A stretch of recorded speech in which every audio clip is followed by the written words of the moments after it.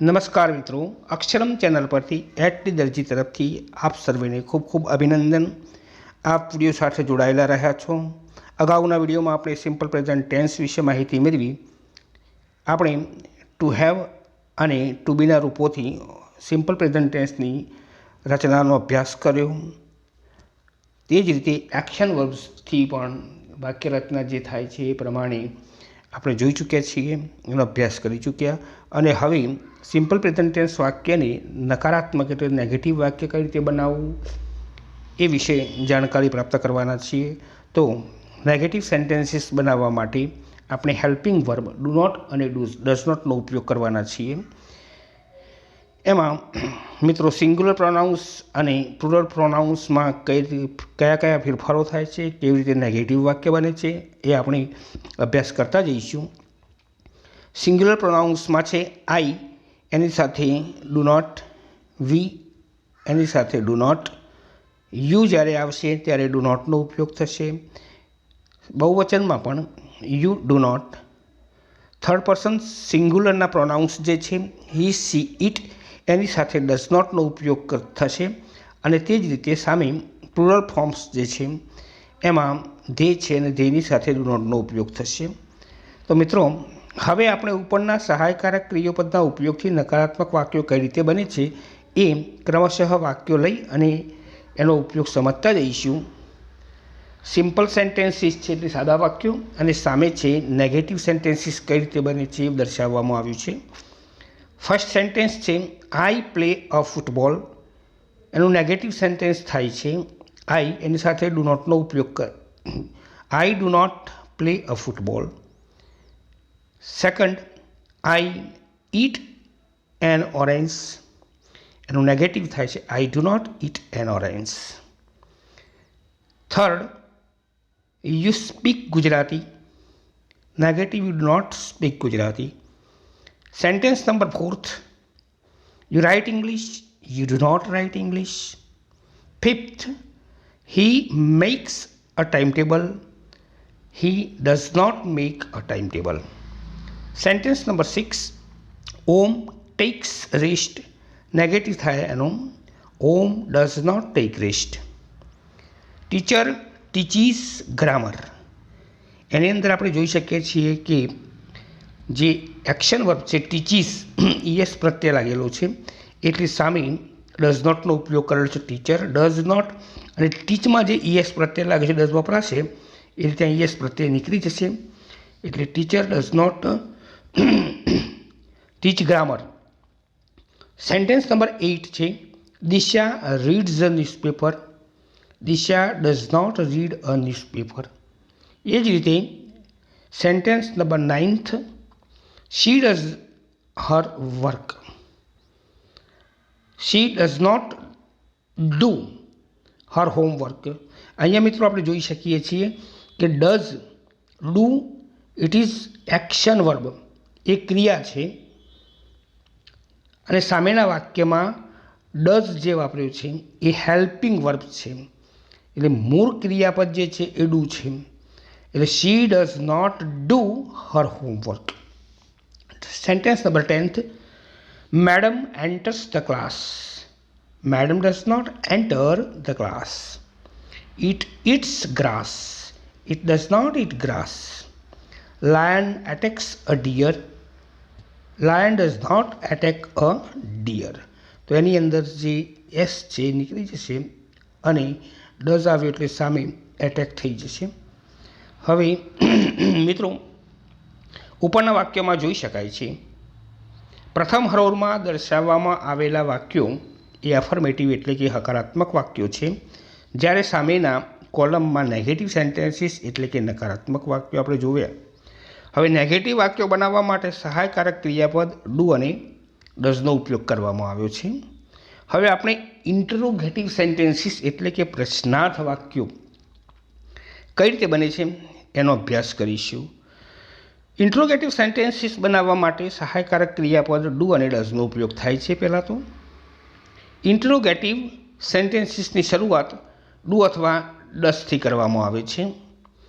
હવે મિત્રો એ યાદ રાખો કે જો ક્રિયાપદને અંતે એસ કે ઈએસ પ્રત્યય લાગ્યો હોય તો પ્રશ્નાર્થ વાક્યની શરૂઆત ડઝથી થાય છે અને વાક્યને અંતે પ્રશ્નાર્થ ચિહ્ન મૂકવામાં આવે છે. વાક્ય રચનામાં આપણે કઈ રીતે કરીશું તો જોઈએ. એચવી એટલે હેલ્પિંગ વર્બ છે સૌપ્રથમ, plus subject plus verb plus object plus mark of question એટલે પ્રશ્નાર્થ ચિહ્ન આવશે.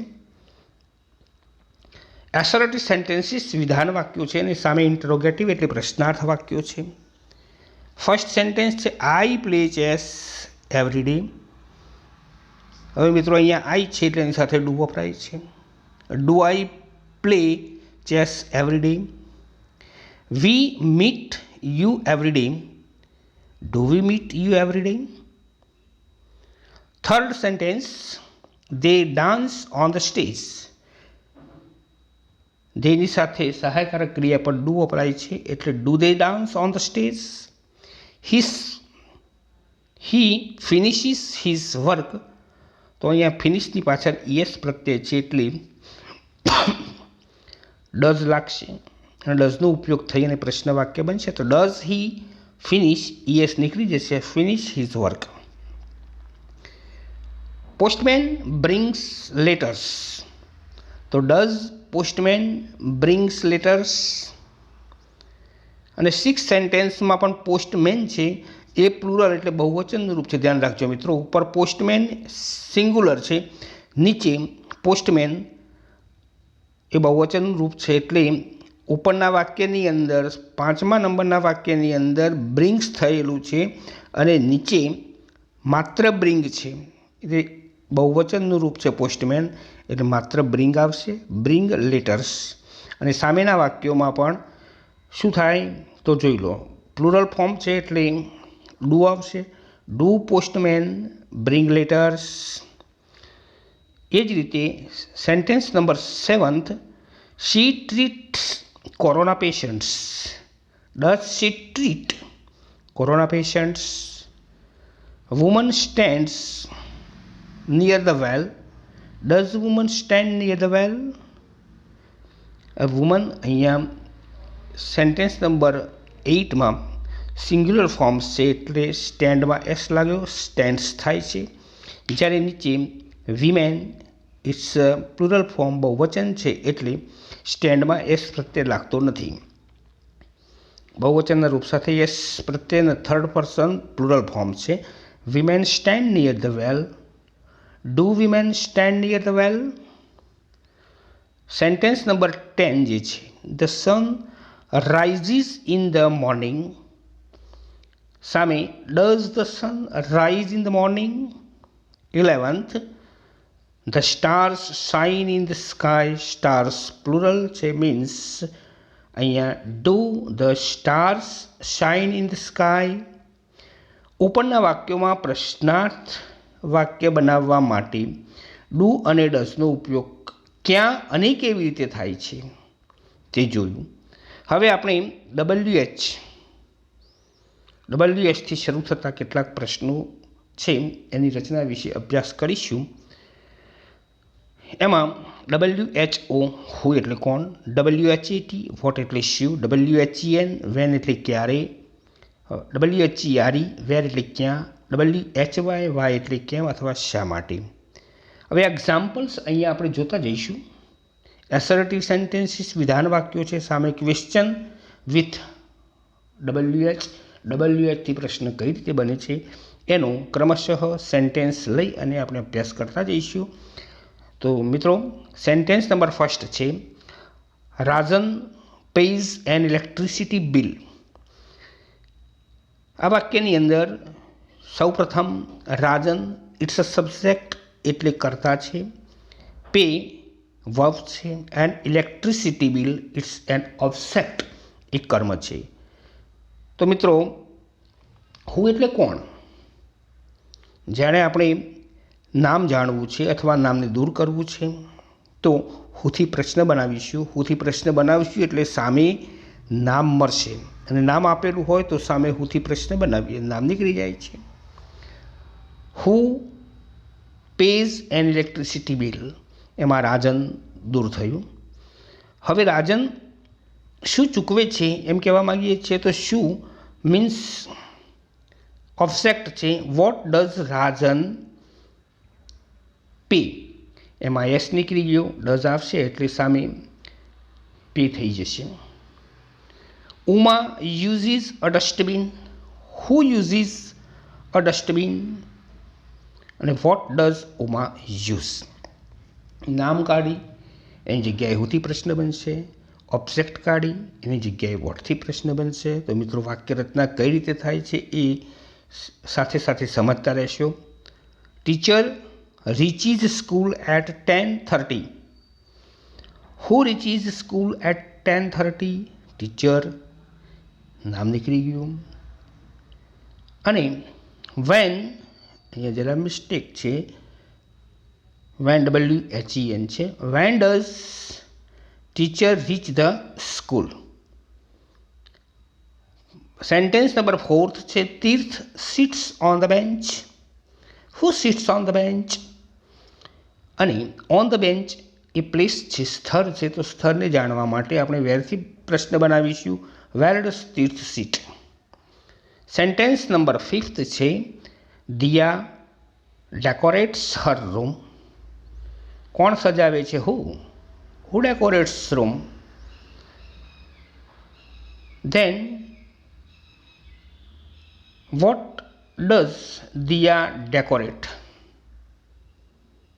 અને વાય ડઝ, વાય મીન્સ કેમ, શા માટે સજાવે છે. તો આપણે એનું કારણ પ્રશ્નનો જવાબ આપ્યા પછી જાણીશું. તો why does Diya decorate her room. Friends, sentence number 6 છે. Children jump in the garden. Who jumps in the garden? Then in the garden it's a place, place છે માટે વેરથી પ્રશ્ન બનશે. ચિલ્ડ્રન બહુવચન છે એટલે ડુનો ઉપયોગ થશે. Where do the children jump, અને why do children jump in the garden? It's a reason, કારણ દર્શાવે છે. સેન્ટેન્સ નંબર 7 છે. Payal gets up at 5 AM. Who gets up at 5 AM? Question,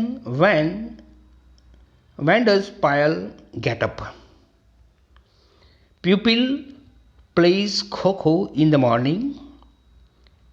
Pupil નામ છે ત્યાં who plays Kho-Kho in the morning? Pupil જવાબ આવશે. What does pupil play in the morning? Kho-Kho. And when does pupil play Kho-Kho? Then એનો answer છે in the morning. In the morning A time દર્શાવે છે એટલે જ્યારે પ્રશ્ન બનાવશો વેનથી ત્યારે ટાઈમ દૂર થાય છે. આન્સર આપશો એટલે પાછો એ જગ્યા પર આન્સર એનો ઇન ધ મોર્નિંગ ફિટ થશે. મિત્રો સેન્ટેન્સ નંબર 9 છે. પ્યુપિલ્સ. સેન્ટેન્સ નંબર 8માં પ્યુપિલ ઇટ્સ અ સિંગ્યુલર, અને 9થમાં પ્યુપિલ્સ બહુવચન છે એટલે ઉપરના વાક્યમાં પ્લેસ, નીચે play. Kho kho in the morning. હવે જ્યારે પ્રશ્ન બનાવશું, જ્યારે પ્રશ્ન બનાવીએ ત્યારે ભલે ત્યાં પ્યુપિલ્સ બહુવચનનું ફોર્મ્સ છે પણ અહીંયા સિંગ્યુલર પ્લેસ જ વપરાશે. એટલે હુ પ્લેસ, હુ સાથે હંમેશા સિંગ્યુલર વપરાય, ધ્યાન રાખો. કારણ ત્યારે જવાબ આપીએ આપણને ખબર નથી કે કેટલા સામે એક્શન એટલે ક્રિયા કરે છે, એટલે હુની સાથે પ્લીઝ જ વપરાશે.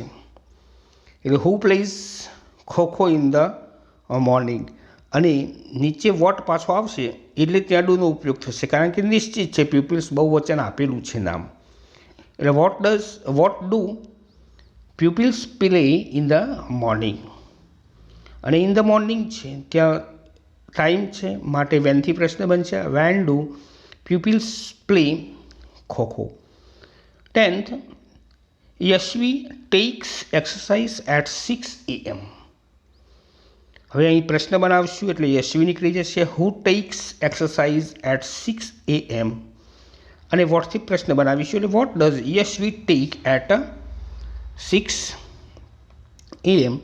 અને વેનથી પ્રશ્ન બનાવશો એટલે when does Yashvi take exercise. હવે મિત્રો ઉપરના વાક્યોમાં WH પ્રકારના પ્રશ્ન સૂચક શબ્દો વડે પ્રશ્નો બનાવવામાં આવ્યા છે. આપણે જોઈ શકીએ છીએ કે કયા પ્રશ્ન સૂચક શબ્દનો ઉપયોગ કરવાથી કયું પદ દૂર થાય છે અને વાક્ય રચના કઈ રીતે બને છે. હવે મિત્રો હું નીચે કેટલીક સેલ્ફ પ્રેક્ટિસ માટે વાક્યો આપું છું, તો આપ એનો ઉપયોગ કરી અને જાતે વાક્ય બનાવવાનો પ્રયત્ન કરશો. ધ્રુવ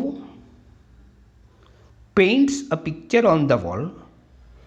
એમાં હુથી પ્રશ્ન બનાવવાનો છે, વોટથી અને વેરથી. પ્રશ્ન બનાવતી વખતે કયું પદ દૂર થાય છે એ ધ્યાનમાં રાખી આપ નોટબુક અને પેનનો ઉપયોગ કરી વાક્યો અવશ્ય બનાવશો. ધ્યાન રાખો, આ સેલ્ફ પ્રેક્ટિસ માટે વાક્યો આપેલા છે, માત્ર વિડીયો સાંભળી વિચારી મૂકી ના દેતા. પ્રેક્ટિસ ચાલુ રાખશો. સેન્ટેન્સ નંબર સેકન્ડ છે ઉત્સવ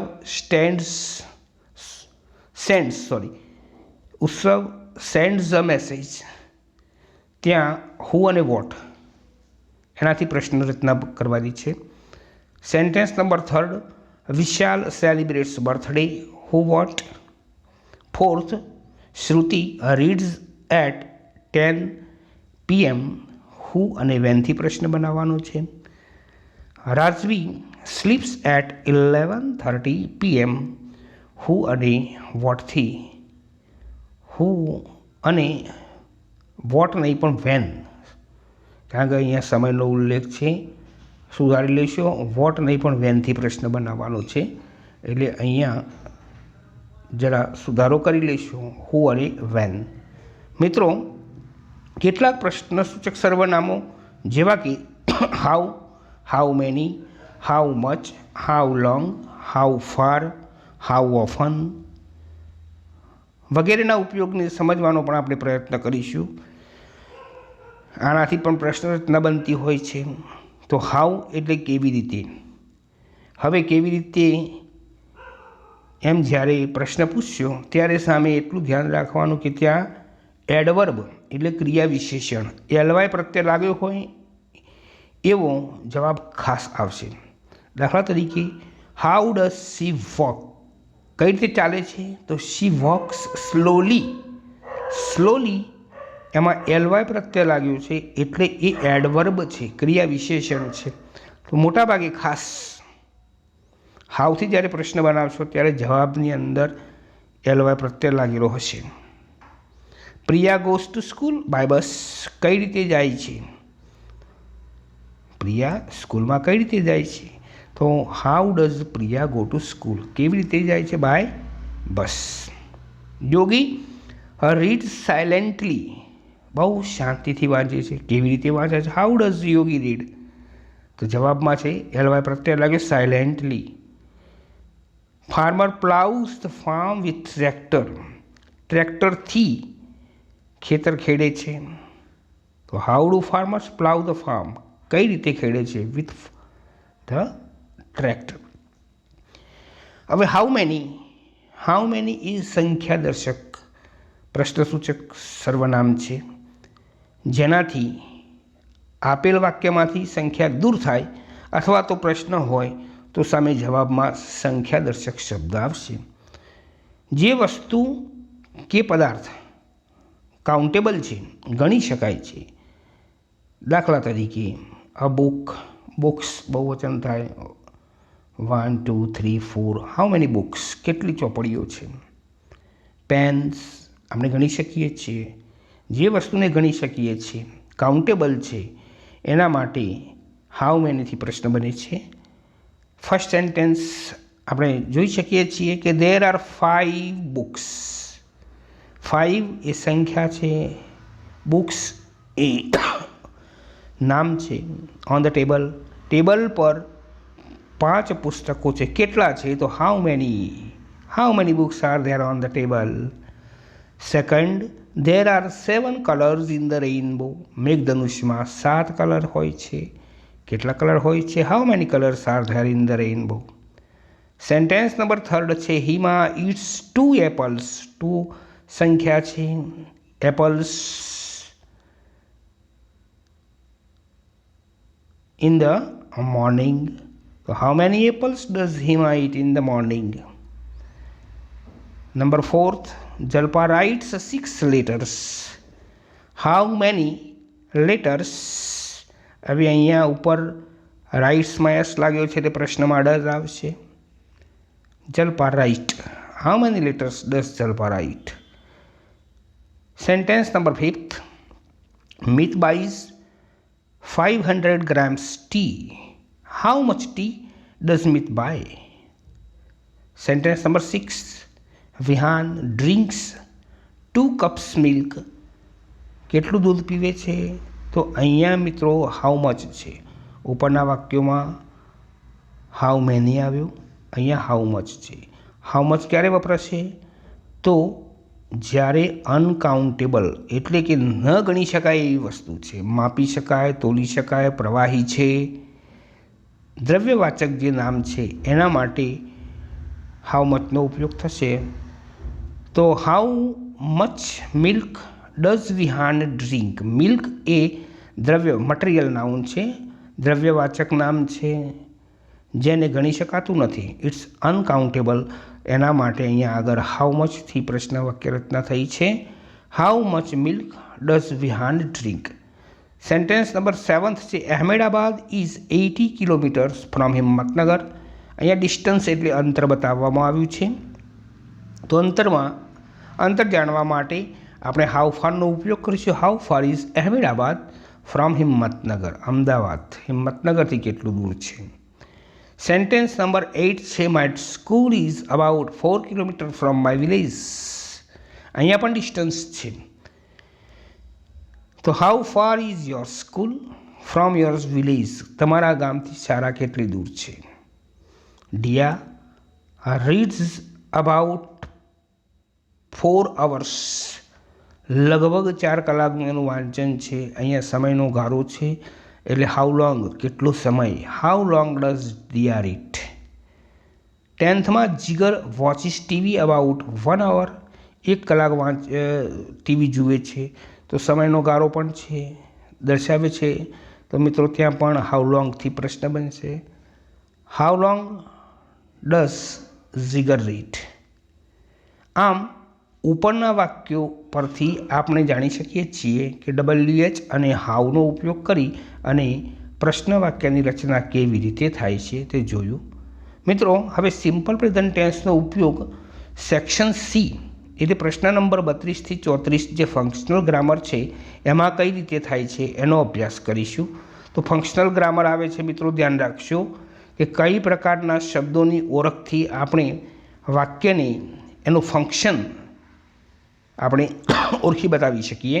તો ફંક્શનલ ગ્રામરના મુદ્દામાં માત્ર ફંક્શન ગ્રામર તમારે ફંક્શન ઓળખવાનું હોય છે. તો મિત્રો એમાં સામે લખેલું હોય છે કે એક્સપ્રેસિંગ ફ્રીક્વન્સી એન્ડ મેનર એટલે આવૃત્તિ અને રીતભાત દર્શાવવા માટે આ ફંક્શનનો ઉપયોગ થાય છે. આ પ્રકારના ફંક્શનમાં અલગ અલગ ક્રિયા વિશેષણો વપરાય છે. જેવા કે મિત્રો અહીંયા આ ખાસ યાદ રાખશો કે આ શબ્દો જે છે, આ ક્રિયા વિશેષણો છે એ ખૂબ જ અગત્યના છે. આના આધારે તમે ફંક્શન નક્કી કરી શકશો. માત્ર આટલા શબ્દો જ યાદ રાખવાના છે અને નોંધી લેશો. વારંવાર એનો અભ્યાસ કરશો, પુનરાવર્તન કરશો, મગજની અંદર ફિટ કરી દો કે આ સમટાઈમ્સ એટલે ક્યારેક, ઓલવેઝ એટલે હંમેશા, નેવર ક્યારેય નહીં, યુઝવલી સામાન્ય રીતે, જનરલી એટલે પણ સામાન્ય રીતે, ઓફન એટલે અવારનવાર, ફ્રિકવન્ટલી એટલે વારંવાર, રેરલી એટલે ભાગ્યે અને ઓકેઝનલી એટલે પ્રસંગોપાત. આ ક્રિયા વિશેષણો જે છે, આ શબ્દો છે મિત્રો, નોટબુકની અંદર સેક્શન ડી માટે ખાસ નોંધ કરી લેશો. એકવાર વિડીયો જોયા પછી તમે મૂકી દેશો, પણ અગત્યની નોંધ છે કે તમારે જે ફંક્શન ઓળખવાનું છે તો આ શબ્દોના આધારે તમે ફંક્શનને ઓળખી શકશો. એ ખાસ નોંધ કરી લેવા વિનંતી છે.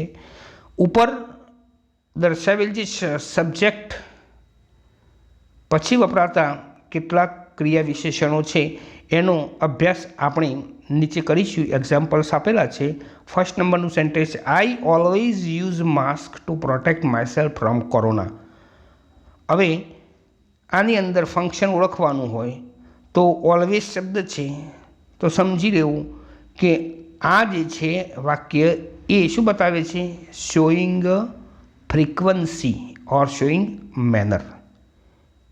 બસ તમારે આટલું સામે લખવાનું છે. ઓલવેઝના આધારે આપ એ નક્કી કરી શકશો કે આપેલ વાક્યનું ફંક્શન એ ફ્રીક્વન્સી બતાવે છે. Selfish people never helps others. સ્વાર્થી લોકો બીજાને ક્યારેય મદદ કરતા નથી. અહીંયા નેવર શબ્દ છે. નેવર ક્રિયા વિશેષણ છે. એના આધારે એક્સપ્રેસિંગ ફ્રીક્વન્સી એ ફંક્શન તમે નક્કી કરી શકો છો. હિમા સમટાઈમ્સ વિઝિટ હર અંકલ્સ હાઉસ. અહીંયા પણ સમટાઈમ્સ જે છે એ ફ્રીક્વન્સી અથવા તો મેનર દર્શાવે છે.